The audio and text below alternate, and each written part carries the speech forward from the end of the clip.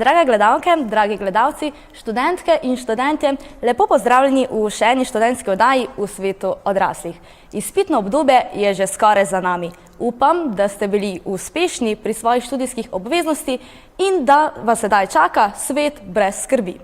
V tokratni oddaji vam bomo pobližje predstavili 3 zelo uspešne in ambiciozne študentke, prav tako pa bomo predstavili, kako poteka študij na Almi Mater. Kot naša prva današnja gostja je tukaj z mano Mirjam Močnik iz Medicinske fakultete, ki sedaj trenutno dela kot pripravnica na UKC Maribor. Mirjam, lepo pozdravljena. Zdravo.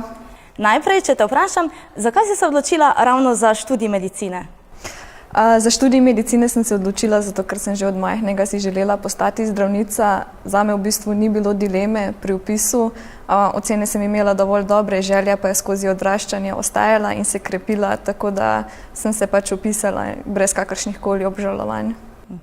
Sedaj trenutno delaš torej kot pripravnica UKC Maribor. Kaj pa načrti za vnaprej? Sedaj boš kmalu končala. Kaj te še čaka?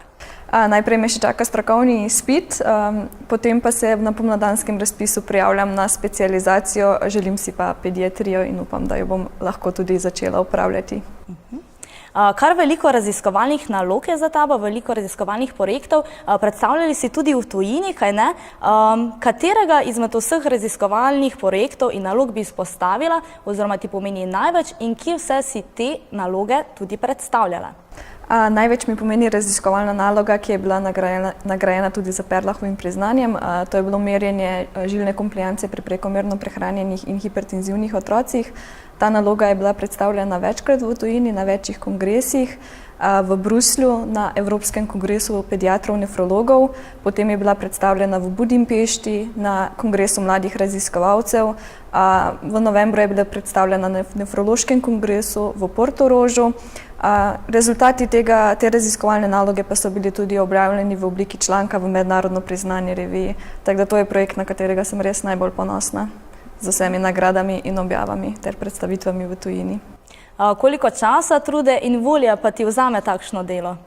Za takšno delo je potrebno zelo veliko svojega prostega časa, veliko truda in pa predvsem motivacije za takšno delo. Treba imeti določen cilj, katerega se je treba držati, določen proces, ki ga je treba osvojiti. Je pa res, da na koncu prinaša veliko nagrado in veliko dodatnega znanja, ki si ga mogoče na kakšen drugačen način pridobiš kot pa običajni študij.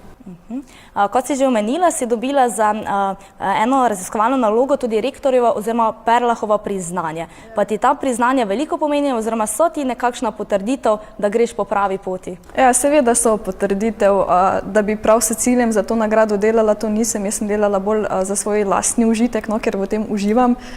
So pa seveda dodatna potrditev in nek dokaz, da v bistvu kar delam, da delam prav.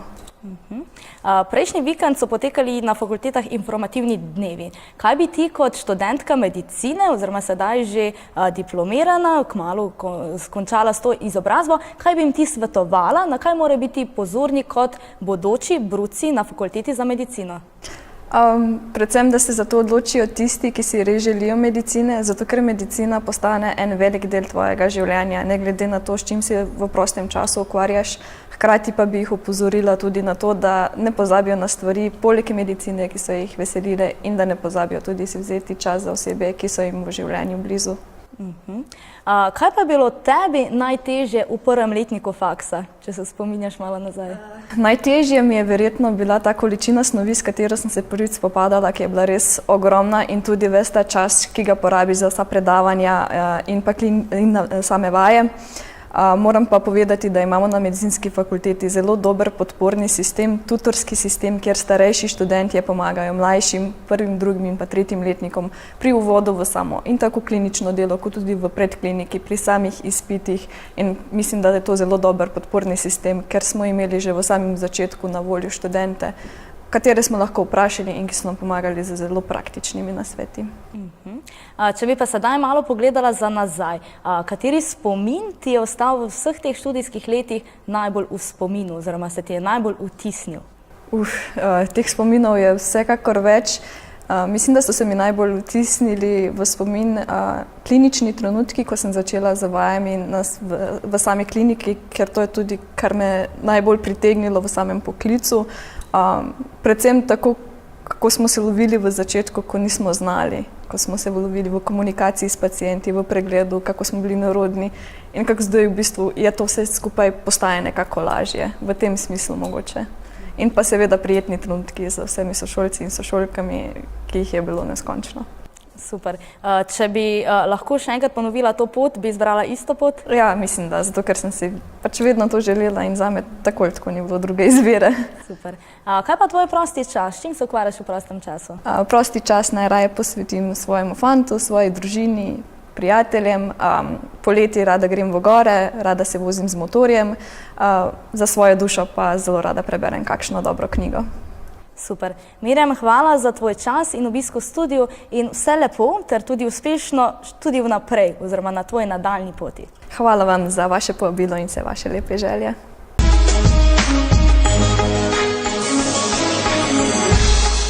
Naša druga gostja pa je Laura Koder, mlada umetnica in študentka likovne umetnosti na Pedagoški fakulteti. Laura, lepo pozdravljena. Zdravo. Najprej mi zaupaj, zakaj si se odločila ravno za likovno umetnost oziroma je to bila želja že od mladih nog? Pa v bistvu je že od majhnih nog. Ne vem, všeč mi je ta svoboda izražanja, ki je neomejena. V bistvu sploh ni nekega dejstva, s čim bi se izražal, ampak je, ne vem, občutek, ki ti daje neko svobodo, da si izražiš to, kar si in to, kar te daje. Kako pa si drugače zadovoljna s študijem? Imate dovolj prakse ali misliš, da je preveč teorije? Kaj bi rekla na to? Mislim, da je vse ok, edino, da bi bilo mogoče malo več prakse, ker imamo nekih izkušenj in smo pač potisnjeni v to not. Je pa odvisno od samega sebe, kako se pripraviš to in če je želja, tam je tudi močno, da vse se da, če se hoče. Kaj pa te v likovni umetnosti najbolj navdihuje? Kot sem že rekla, ta svoboda izražanja, že kot življenje sama, kot neko umetnost, je odvisno od nas, kako bomo preživeli dan. Ne vem, že umetnost je tudi to, kako se zjutraj zbudiš, način življenja. Ta svoboda nam je najbolj všeč, da ni nekih omejitev. Kje pa drugače ponavadi največkrat dobivaš ideje za ustvarjanje? Pa v bistvu, kako naj rečem, ne vem, ko sem že sama po sebi, sem bolj sramežljiva in kot neka samota, naraje se iztečem v neko naravo. Zdaj, da bi prav neka ideja prišla, ni, ne vem, odvisna od dneva, ko pa prije ideja, pa potem odvisno tudi od trenutka. Včasih se ti, ne vem, imaš občutek, da boš lahko nekaj ustvaril, ampak prije dan, ko, ne vem, se ful pripraviš, pa od tega ni nič, no, teda čisto spontano, da prije do neke ideje. Za tabo je torej že kar veliko projektov, pa tudi razstav. Katero izmed vseh projektov oziroma razstav pa bi najbolj izpostavila oziroma se ti je najbolj vtisnila v spomin? Zdaj, razstava, v bistvu vsaka posebej je razstava zelo zanimiva. V bistvu ta projekt je bil zelo zanimiv, ko smo s kolegico Tamaro bile sprejeti na projekt Symbols in smo potem naredili skupno razstavo, ki smo bili v Španiji v teh 10 dni z različnimi umetniki in smo tam ustvarjali to grafiko in potem smo skupaj razstavili. V bistvu ta razstava pa potem tudi, ko smo imeli skupni projekt z profesorjem Grajfonerjem Samuelom, ko smo imeli projekt med nevidnim in prisotnim odtisom, ki smo printali na take večje formate, 1,40x2 metra in smo odtisnili z temi cestnim valjarjem pred Univerzo v Mariboru. Pač bilo je zelo zanimivo, no, da niso tisti klasični formati, ampak so malo večji bili. Ta razstava tu je. In potem te monumentalne formate tu je razstaviti v večji ta prostor. Kako pa drugače sploh nastaja razstava? Torej najprej mora biti ideja, kaj pa so vsi naslednji koraki? V bistvu je potem ideja, to je potem, da narediš to, da ustvariš neko idejo na papir. Naprimer, meni je zelo zanimiva grafika, ki pač zahteva svoj postopek, pač da narediš matrico, si izbereš material in že pri grafiki je najbolj pomembna tale risba, ki je pač osnova in potem pač nadgrajuješ. V bistvu je razstava zaključni del tega, ampak ni vseeno, kam razstaviš, ima tudi zelo pač velik pomen, kam razstaviš to, da pač še dobi ta umetnost še večji vtis. Kako bi pa ti drugače sama ocenila navdušenje oziroma zanimanje mladih nad likovno umetnostjo? Hodijo na razstave? Ja, pač razstave so vedno fajn in vedno bojo fajn, to je umetnost sama. Z umetnostjo lahko marsikaj poveš, to da mladi pač izražajte se, bodite svobodni, čim več tega. To je najbolj. Pač ja, čim več tega izražanja samega sebe. Lahko tudi spraviš na papir, bilo kam. Med drugim pa si prejela tudi prvo nagrado na univerzitetnem grafičnem natečaju. Kako si skozi klasično grafiko takrat izrazila svoj pogled na univerzo oziroma na stavbo univerze? Pač, kot sem že povedala, mi je grafika zelo blizu, pač najdem se v tem not, te izkušnje. Pač zdi se mi zanimivo, ker grafika zahteva svoj proces, je nedomestljiva drugi tehniki, naprimer kot slikarstvo, kiparstvo. Grafika ima tisti izriz, kar težko narediš na nek drugi način izražanja. Grafika ima pač, imamo več tiskov, globoki tisk, visoki tisk. Meni je zelo bliže ta suha igla ali jedkanica, ki jo zahteva svoj postopek, in potem tista žlahtnost barve, ki jo dobiš na papirje, mi pa zelo dosti pomenjeno. Ta črna barva, ta skrivnostna, žarljiva barva, največ pomenjeno. Pač ta tehnika pri grafiki, da je pač univerza postala to, kar je. Super. Kaj pa drugače zate najpomembnejše pri kreativnem ustvarjanju? Da si svoboden, da se izražaš, da pač čim manj pritiska iz sebe, da narediš, pač boj to, kar si, in se izražaj. To je najbolj, pač ta svoboda, kot sem že rekla. Sedaj torej počasi zaključuješ tudi likovne umetnosti. Kakšni pa so načrti za naprej? Kje se vidiš v prihodnosti? V prihodnosti zdaj težko rečem, kaj v prihodnosti, bilo kaj se bo zgodilo, pač prepustim se toku. V bistvu zdaj še delam pač magisterij, hočem to zaključiti, da bom potem nadaljne. Reče pa tudi bi zelo rada bila postala nekaj v tem smislu, kot svobodna umetnica ali pač kot pedagog na pedagoški fakulteti ali pač likovna umetnost, nekaj v tej smeri. Bilo kaj bo, super. Superce. Laura, še enkrat iskrene čestitke za vse dosežke, za vse priznanje, ki si jih prejela, za vse nagrade in še veliko uspešne in veliko ustvarjalnih dni tudi vnaprej. Lepša hvala.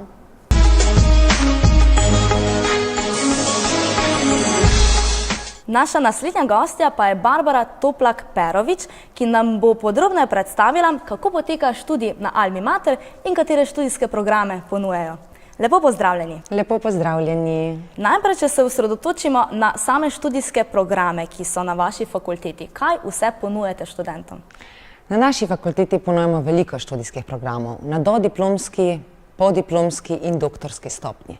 Na dodiplomski stopnji imamo študij zdravstvene nege, socialne gerontologije, študij fizioterapije, po katerem smo tudi v slovenskem prostoru najbolj znani, saj smo največji v Sloveniji na ta študijski program. Potem imamo akademijo za ples z več zvrstmi. Tudi tukaj smo nekaj posebnega, saj imamo edini plesno akademijo, torej na visokošolski stopnji. Imamo tudi od letošnjega leta dalje študij arhivistike, imamo pa tudi študij menedžment poslovnih sistemov, torej imamo kar nekaj študijev, ki so drugačni od tistega, kar pravzaprav počnejo na drugih fakultetah. Na magistrski stopnji imamo študij socialne gerontologije, torej vede o staranju prebivalstva in aktivnem staranju, pa študij evropskih poslovnih študij. Tukaj smo povsem drugačni, saj vsak študent na začetku dobi svoj iPad in se potem skozi ves študijski program pravzaprav priuči poslovnih procesov tudi na iPadu. Imamo študij menedžment poslovnih sistemov, študij ekoremediacije ali ekologije in študij arhivistike in dokumentologije. Imamo pa tudi študijske programe na doktorski stopnji.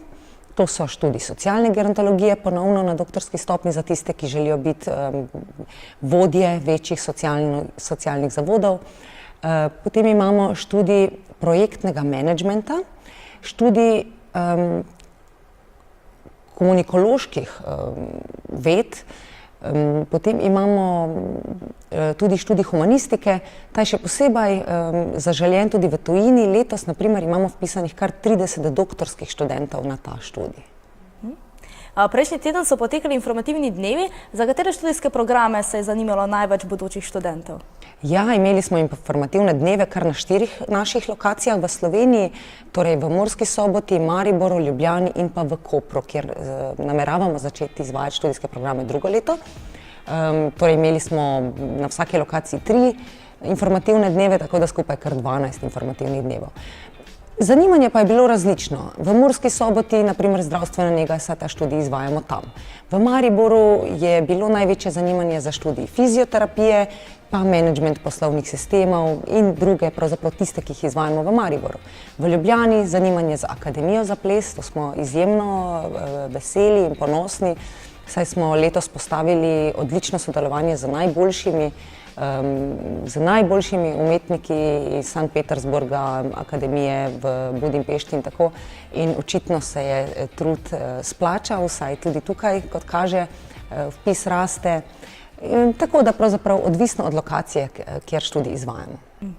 Kaj pa vaše metode poučevanja oziroma kaj dela vašo fakulteto posebno in drugačno od ostalih? Ja, imamo drugačne metode poučevanja. Verjetno je tudi to razlog, da pravzaprav nam vpis vsako leto raste. Vsako leto imamo približno 30 do 40% več študentov kot prejšnjo leto in najverjetneje ravno zaradi našega drugačnega pristopa. Kot prvo, pri nas se seveda vsa predavanja snemajo, tako da imajo študenti možnost gledati predavanja od doma ali pa od kje drugje, vkolikor so zasedeni v času predavanj. Potem imamo pa vaje v majhnih skupinah. V majhnih skupinah pomeni na študijo menedžmenta en učitelj na 2-3 študente, na študijo fizioterapije en učitelj na 12-13 študentov, na sami praksi pa vedno en mentor, en študent. V majhnih skupinah je pomembno poučevanje zato, ker, veste, nihče več ne bo plačal za odgovore, ki jih najde na Googlu. Tako da pravzaprav je treba študente naučiti kritičnega mišljenja in reševanja konkretnih problemov, do katerih pravzaprav pride. Torej, mi želimo študente pripraviti že na prakso, na življenje, pa tudi na svet in na tem delamo ves čas. Naši profesorji so, za razliko od drugih fakultet, vsi priznani strokovnjaki iz prakse. Enkrat smo naredili anketo, ne le med našimi študenti, temveč med vsemi študenti, in kar 90% študentov je dejalo, da želi znanje pridobivati od strokovnjakov iz prakse. In mi seveda to resnično želimo, in jim to ponuditi in tudi k sodelovanju res povabimo najboljše. Na študiju fizioterapije so naši profesori tisti, ki so se izkazali kot vrhunski praktiki. Primer, imamo Juventus Medical, torej to je klinika, kjer se ukvarjajo z najboljšimi športniki, in njihov vodja fizioterapije tam je recimo naš profesor. Tudi ostali profesori želimo, da so takšni, ki so se že izkazali v praksi. Če nekdo uči menedžment v zdravstvu, je to nekdo, ki je bil 20 let direktor bolnišnice in podobno. Na menedžment poslovnih sistemov učijo tisti, ki so se izkazali kot vrhunski menedžeri v praksi, ne tisti, ki so zavozili podjetja in podobno. In seveda te delajo študenti, potem profesor in 3 študenti na konkretnih problemih, seveda po tisti teoriji, ki tudi mora biti, ampak mislim, da je to pravzaprav ključ do našega uspeha. Ponujate pa tudi študentom možnost opravljanja prakse v tujini. Je za to veliko zanimanja? Ja, je veliko zanimanje. Torej, naši študenti lahko opravljajo prakso doma ali v tujini, po njihovi želji. Če recimo študijski program zdravstvenega ali pa fizioterapija, študenti imajo možnost opravljanja prakse naprimer v Avstriji v veliko klinikah in pa v Italiji, kar v 80 učnih bazah v Italiji. Tako da seveda jih želimo pripraviti na svet, učimo jih tudi jezikov, nudimo brezplačne tečaje. Tako da pravzaprav študent je pripravljen, ko gre na prakso, se veliko nauči. Tako da razlika med to fakulteto Alma Mater in med fakulteto, na kateri sem jaz študirala, je to, da da veliko praktičnega znanja. Kar je pa konec koncev tudi najpomembnejše, kaj ne? Meni se to zdi najpomembnejše. Bodoči študentje lahko kaj več o vaši fakulteti izvejo na vaši spletni strani, pa tudi Facebook stran imate. V mesecu marcu pa tudi pripravljate dneve odprtih vrat, kaj ne? Res je. V mesecu marcu bomo imeli dneve odprtih vrat. Mislim, da gre to za prvi teden v marcu. Takrat lahko študenti pridejo, tudi zunanji, a ne povabimo vse. Lahko vidijo, se seznanijo z našim načinom dela, povabimo jih tudi v del praktičnega izobraževanja. Kot primer, naši študenti iz zdravstvenih poklicev imajo možnost opravljati prakso v učnih bazah po Sloveniji, pa tudi v zavodu terapija, ki ga imamo na šoli, kjer delajo seveda vrhunski praktiki, hkrati pa naši študenti imajo možnost opravljanja tam tudi prakse, kolikor pacient seveda to privoli. Sedaj, ko pridejo nazaj naši vrhunski športniki, seveda, kot je Boštjan Kline, bo prišel, da ga malček poservisirajo naši strokovnjaki in tako. Naši študenti pa imajo možnost se zraven učiti, spoznati to okolje, delovno okolje in tako. Super. Najlepša hvala za vse informacije, ki ste jih podelili z nami. Zagotovo pa bomo tudi kakšnega vašega študenta, pa tudi profesora povabili v našo oddajo, da izvemo še kaj več iz prve roke. To vam priporočam. Naši študenti so, včasih se pošalimo, najlepši, najpametnejši in najbolj srčni, tako da bojo zagotovo se odzvali. Super. Najlepša hvala za vaš čas in obisk v studiu. Hvala lepa.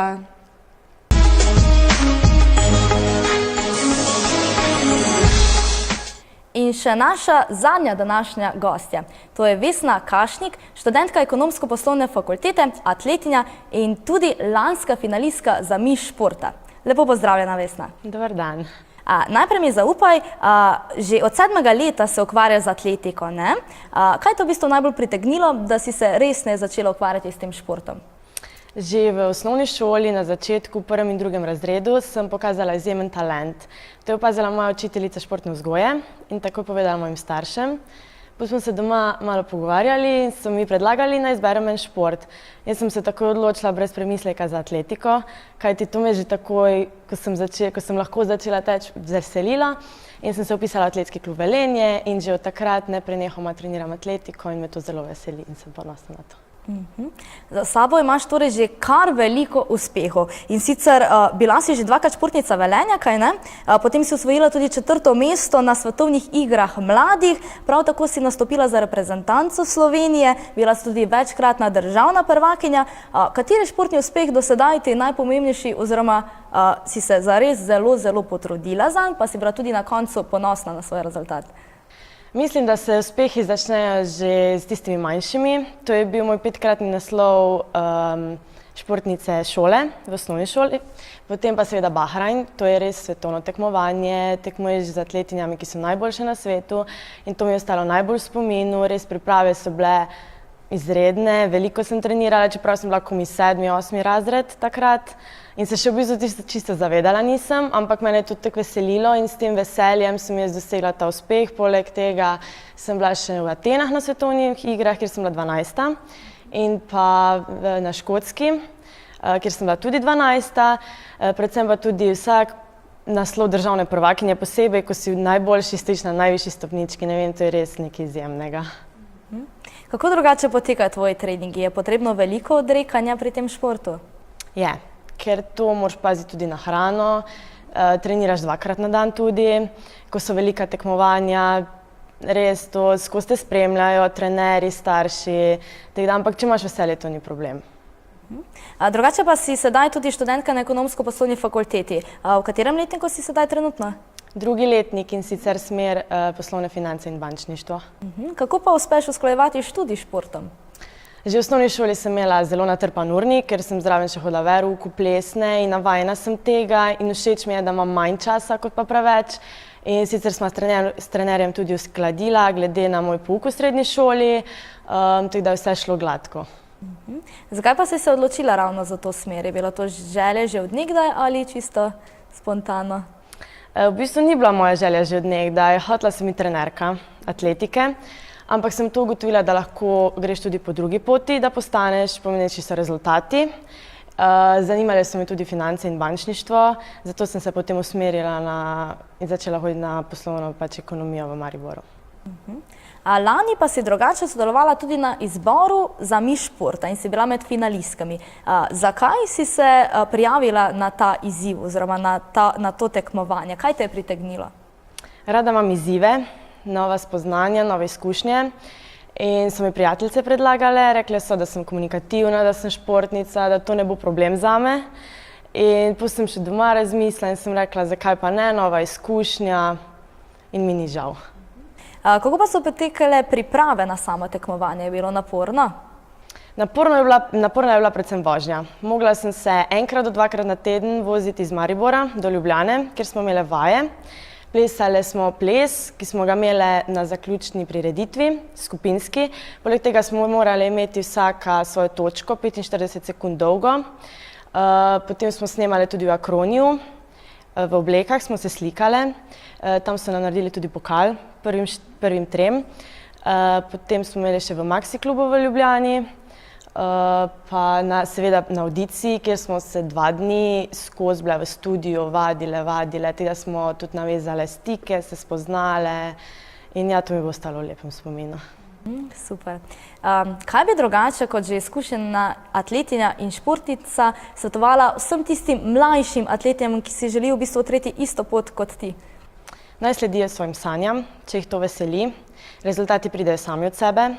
Fajn je, da imaš v svojem kraju tudi kakega vzornika, dobrega atleta, primer kakršnega koli športnika, ker mu lahko slediš.